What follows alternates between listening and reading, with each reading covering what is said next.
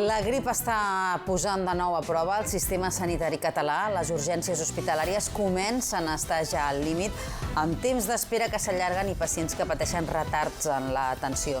Des de Marea Blanca alerten de les conseqüències que això té per a la ciutadania. Enric Feliu és el portaveu d'aquesta plataforma en defensa de la sanitat pública. Senyor Feliu, molt bon dia. Gràcies per atendre'ns. Bon dia. Comencen a estar ja saturades, no?, les urgències dels diferents hospitals catalans? Ja portem un parell de setmanes una mica saturats i col·lapsats.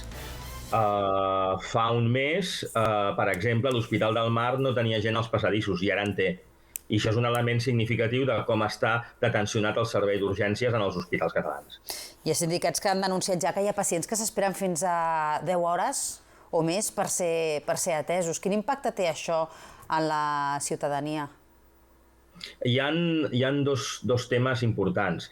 Per una banda, el tema de l'estar als passadissos, en butaques, en llocs que no són adients, pel tema que fa a la intimitat i a la pròpia dignitat del malalt.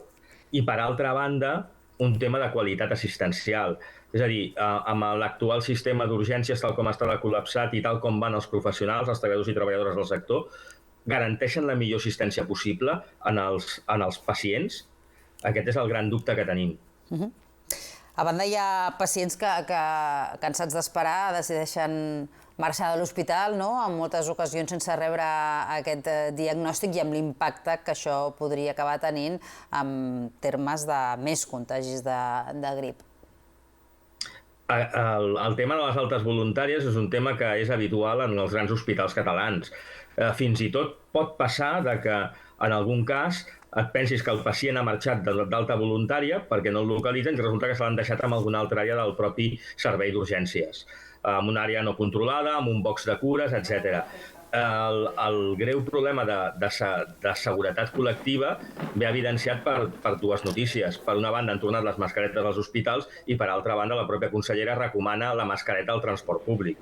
Clar, la resposta amb això per part del Departament de Salut no pot ser una recomanació. Hauria de ser, com l'any passat, un pla d'inversió d'urgència per les urgències hospitalàries. L'any passat es van invertir 36 milions d'euros. Aquest any aquest pla no s'ha activat encara. Perquè pel que fa a aquesta recomanació que ara vostè feia, d'utilitzar la mascareta al transport públic, la consellera diu que no té competències per fer-ho. De què serien partidaris des de Marea Blanca en aquest sentit? És a dir, de prohibició també de no dur la mascareta o d'obligació de dur la mascareta al transport públic? Aquesta seria una bona mesura? Home, efectes pràctics és una bona mesura. Jo a casa he encomanat, diuen que ha sigut el que he encomanat la grip a tots, i sóc l'únic que faig servir el transport públic gairebé 2 hores al dia per anar i tornar a la feina. La resta de la família no ho fa i, en canvi, la resta de la família ha vingut després. Per tant, el virus l'he portat jo, suposo. Sí que és una bona mesura. El que passa que això és cert que el Departament de Salut no té competències per imposar-la en el transport públic, però sí que és un bon recurs. Però si estem en aquesta situació, senyors, ha d'haver-hi altres mesures que complementin aquestes decisions. Ha d'haver-hi un major esforç per part del Departament de Salut.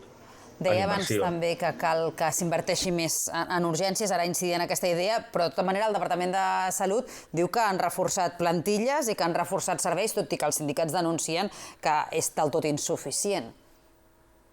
Hi ha dos problemes greus a les urgències que es col·lapsen. Per una banda és la falta de resposta del sistema d'atenció primària perquè la gent pugui ser atesa, per tant la gent va a les urgències quan segurament podria resoldre els temes a l'atenció primària, i per altra banda hi ha un problema de drenatge, és a dir, els pacients estan massa temps a urgències en lloc de pujar a planta. Hem tingut casos de, per exemple, una persona amb politraumatismes a Sant Pau durant 6 dies. Això no és normal. Llavors, què passa? Han d'obrir llits. S'han d'obrir llits, aquests llits hi són, però no els obres perquè no tens el personal per mantenir o donar-li la seguretat als pacients i l'activitat d'infermeria. Clar, jo crec que això no ho han fet. No ho han fet ara i no ho han fet tampoc fa un any quan ens vam trobar en aquesta mateixa situació. Al final acaben, per necessitat imperiosa, obligats a fer-ho, però no estan preparats per això, no ho han preparat. Enric Feliu, portaveu de Marea Blanca Catalunya, la plataforma en defensa de la sanitat pública. Moltíssimes gràcies per haver-nos atès avui per parlar d'aquesta epidèmia de grip. Bon dia, fins a la propera. Gràcies a vosaltres. Adéu.